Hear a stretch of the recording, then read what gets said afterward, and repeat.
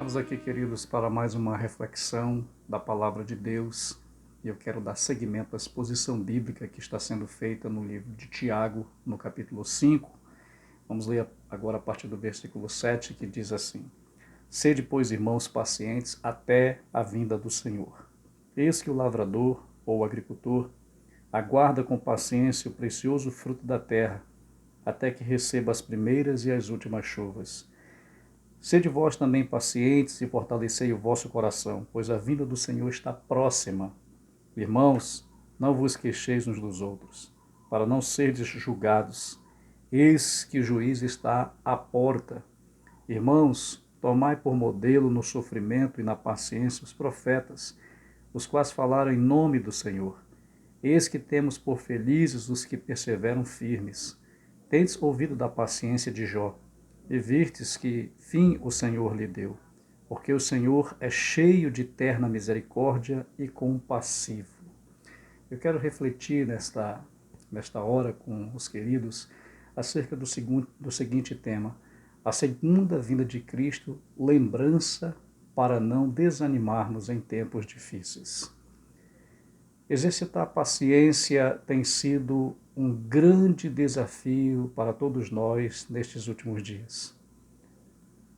Qual de nós não reclamou alguma vez de alguma situação, ou ainda que não tenha verbalizado, mas pensou, cogitou no seu coração? Esse tem sido um tempo difícil, um tempo de aprendizado para todos nós. Aqui nesse texto nós encontramos um bom motivo pelo qual nós devemos ter paciência. É útil até mesmo para auxiliar aqueles que estão vivendo em um amargo momento de opressão e de impaciência. Nessa perícope, Tiago nos dá duas exortações práticas. A primeira exortação que ele nos faz é que nós temos que aguardar pacientemente a vinda do Senhor. E a segunda é que nós não devemos se queixar uns dos outros. Eu vou me deter na primeira exortação acerca da paciência até a vinda do Senhor. Ele inicia com uma ordem: sede pacientes. Aqui é um imperativo. Sejam pacientes até a vinda do Senhor. A palavra paciência aparece aqui nesta perícope 4 vezes. A palavra perseverança 2 vezes.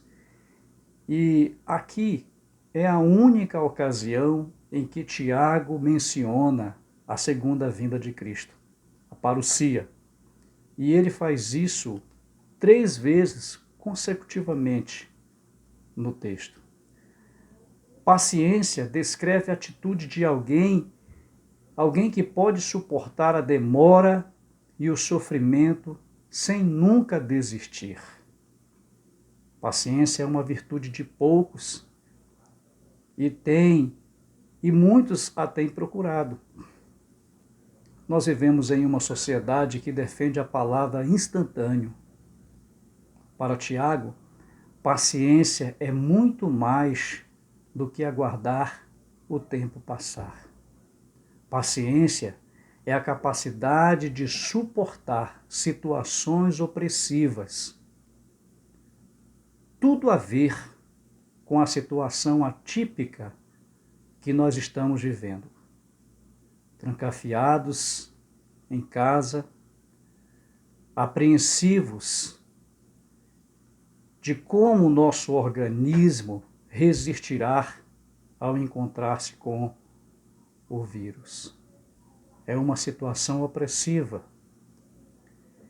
Tiago, ele estabelece o limite de nossa paciência. Ele diz: sede pacientes até que o Senhor venha. A ordem que Tiago dá, ela é com base em fatos verdadeiros dos ensinos de Jesus. Jesus prometeu que voltaria. Mateus capítulo 24, versículo 30 diz: Então aparecerá no céu o sinal do Filho do Homem. Tiago, ele é firme. Ele está dizendo que Jesus vai voltar. Então tenham paciência diante dos sofrimentos. A voz verbal grega é uma voz ativa. Isso implica que nós temos ação na paciência. Nós agimos na paciência.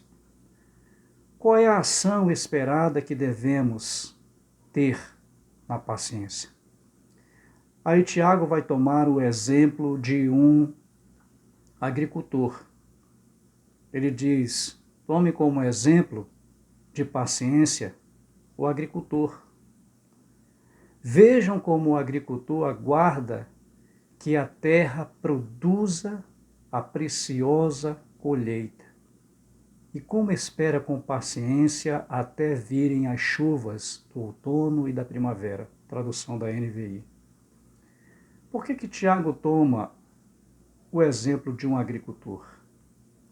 Ele poderia ter pego um exemplo de um pescador, de um criador de gado, mas ele toma como exemplo o agricultor. O agricultor, ele sabe que tudo cresce de acordo com as estações do ano. Ele sabe que são muitos dias para que uma planta se desenvolva da germinação até a colheita. O verbo grego revela que o agricultor, ele tem duas posturas diante do seu trabalho. Uma postura passiva e uma postura ativa. A postura passiva do agricultor. O agricultor, diz Tiago, aguarda que a terra produza a preciosa colheita. A voz verbal para aguardar é a voz passiva, indicando que o agricultor, ele é passivo na ação. A sua condição é uma condição de total dependência da ação do Criador. Ele cultivou a terra, selecionou a semente, agora ele tem que aguardar passivamente a terra produzir a tão preciosa colheita. Deus é quem pode fazer a terra produzir. Paulo disse isso em 1 Coríntios capítulo 3, versículo 6, ele diz: eu plantei, Apolo regou, mas quem deu o crescimento foi Deus. Como o exemplo do agricultor, Tiago, ele sabe que há coisas que só Deus pode fazer e que precisamos aguardar com paciência. Mas o agricultor, ele também tem uma postura ativa. Diz o texto, ele espera com paciência até as primeiras e as últimas chuvas, a chuva do outono e da primavera.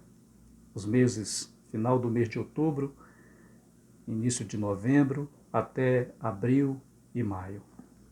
Esperando com paciência, diz o texto, assim está o agricultor. A voz verbal é ativa, indica que o agricultor, ele tem ação, ele age. A postura ativa do agricultor, ela vai muito além do cultivo da terra, vai muito além da seleção das sementes, do plantio na época certa.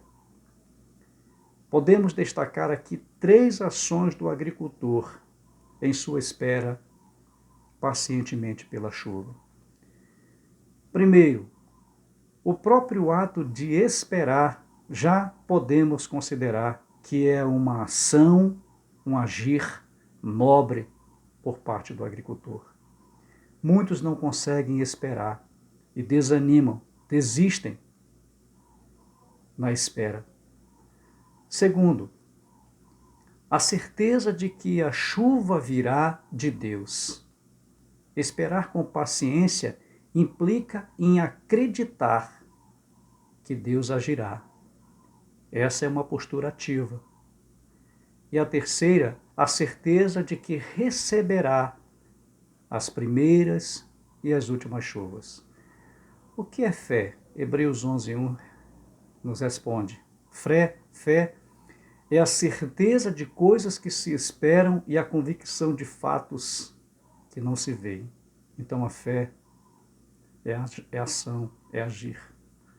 João Calvino ele diz que Tiago menciona as duas ocasiões de chuvas, as primeiras e as últimas, para poder mostrar mais plenamente que o lavrador ele não fica desanimado pelo progresso lento do tempo, mas que ele suporta a demora.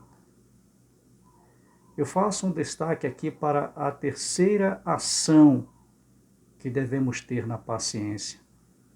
A terceira ação do agricultor, ação de fé do agricultor, a certeza de que receberá as primeiras e as últimas chuvas. Algo interessante aqui na ilustração de Tiago. Tiago não está falando aqui de uma chuva qualquer. Ele fala das primeiras e das últimas chuvas.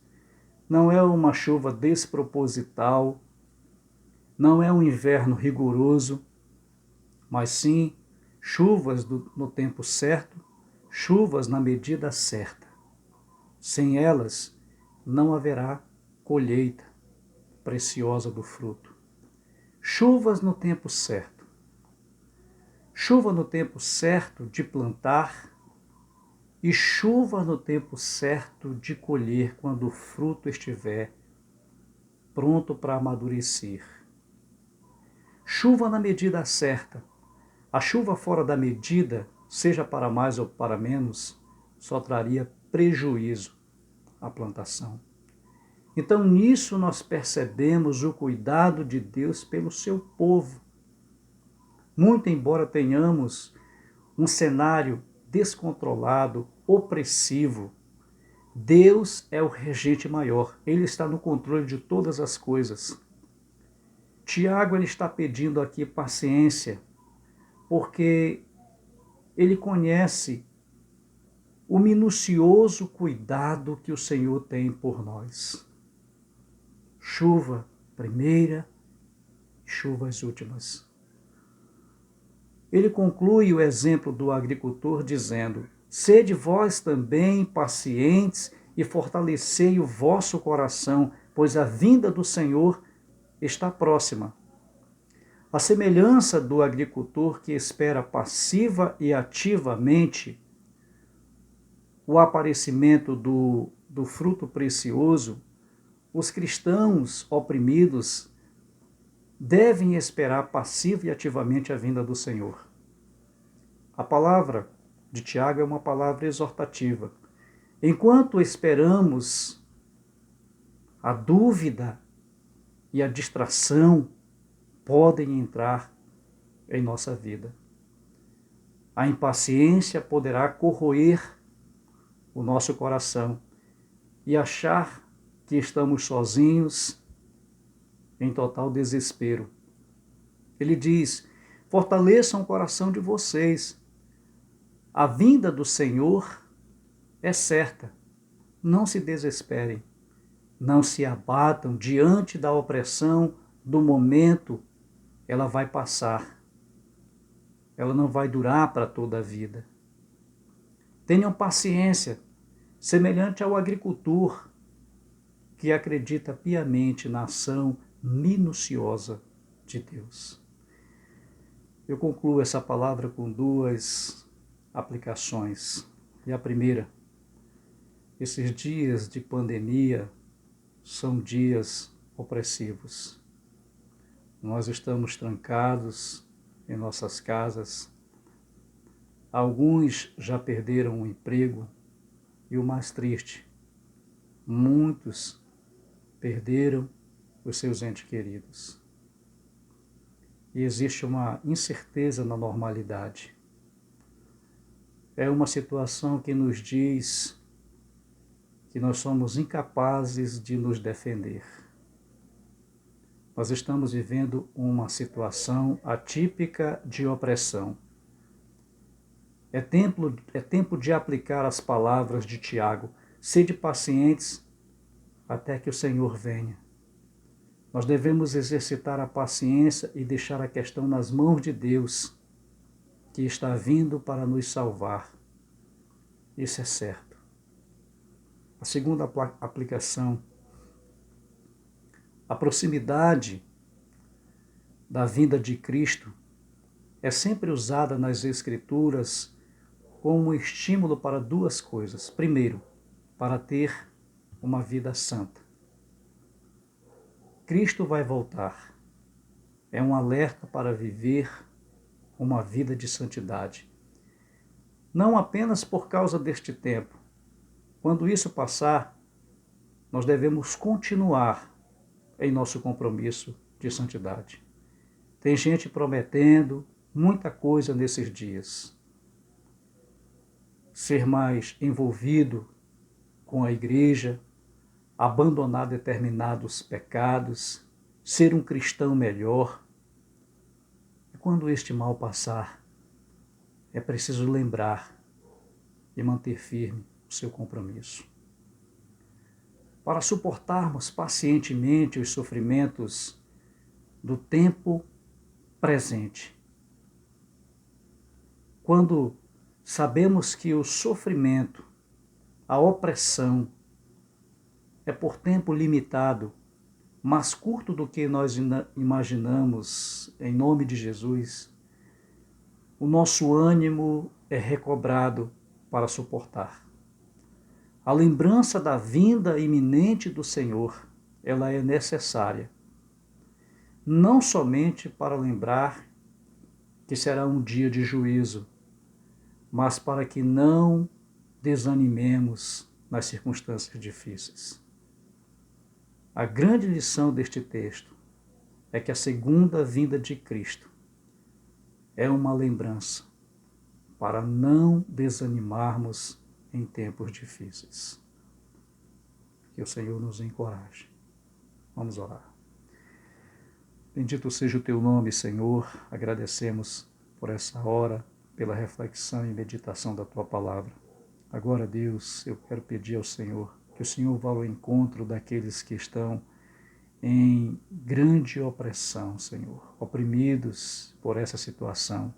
Aqueles que estão, ó Deus, vivendo uma situação de enfermidade difícil, de luto, de perdas, que o Senhor possa consolar, confortar com a tua graça bendita.